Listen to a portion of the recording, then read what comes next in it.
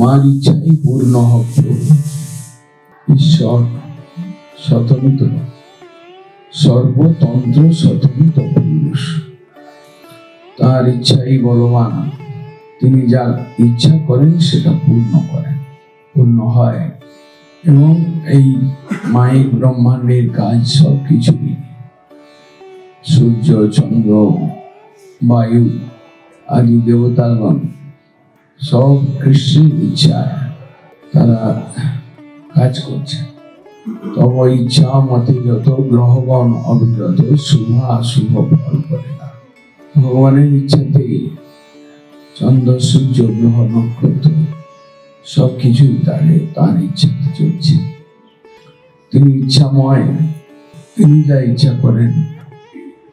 কৃষ্ণের ইচ্ছা বিপরীত যে করে ভাবনা, তার ইচ্ছা নাই ফলে সে পায় যাতনা। কৃষ্ণ ইচ্ছায় আমাদের জীবন। কৃষ্ণ যেটা চান, কৃষ্ণ যেটা ইচ্ছা করেন সেটাই পূর্ণ করেন।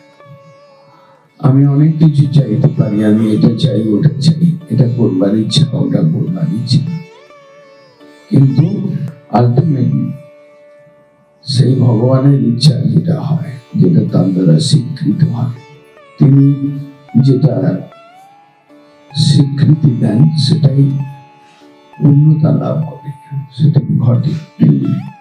তাই কৃষ্ণ তিনি তোমার ইচ্ছাই পূর্ণ হোক। আমার ইচ্ছাটা আমি আপনার কাছে বলতে পারি, চেষ্টাশীল হতে পারি, কিন্তু আমার প্রতি প্রতিকূল ইচ্ছা নস্যাৎ করে দেন। এবং যদি আমাদের কোনো ভক্তি অনুকূল ইচ্ছা জাগে, সেই ইচ্ছাটার পূরণ কর্তা তিনি। আমি ইচ্ছা করলাম এটা পূর্ণ হবেই, এটা তা নয়, তার ইচ্ছাই বলবান। তাই প্রভু তোমার ইচ্ছাই পূর্ণ হোক, এটাই ভক্তি।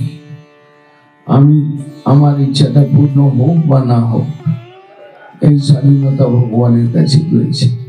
তিনি কোনোটাকে স্যাংশন করতে পারেন, কোনোটাকে কেটে দিতে পারেন, কিন্তু তার ইচ্ছাই বলবতী।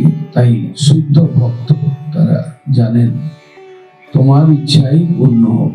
তোমার ইচ্ছায় মোর ইন্দ্রিয় চালনা, তোমার ইচ্ছায় মোর ইচ্ছা মিশাইল, ভগতি বিনোদাজ আপনে ভুলিল। ভগবানের ইচ্ছার উপর নির্ভরতা, তার ইচ্ছার অধীন হয়ে থাকা, তার ভাব বুঝে সেই বস্তুটাকে পূরণ করবার ইচ্ছা, তার সুখ বিধানের ইচ্ছা হওয়া, এটাই আমাদের শুদ্ধ সেবকের প্রার্থনা, কাম্য। কিন্তু ভগবান তিনি স্বেচ্ছাময়, তার ইচ্ছা পূর্ণ করা তার কাজ, এবং তার ইচ্ছাটা তিনি পূর্ণ করেন। তাই শুদ্ধ ভক্তির প্রার্থনা, তোমার ইচ্ছাই পূর্ণ হোক।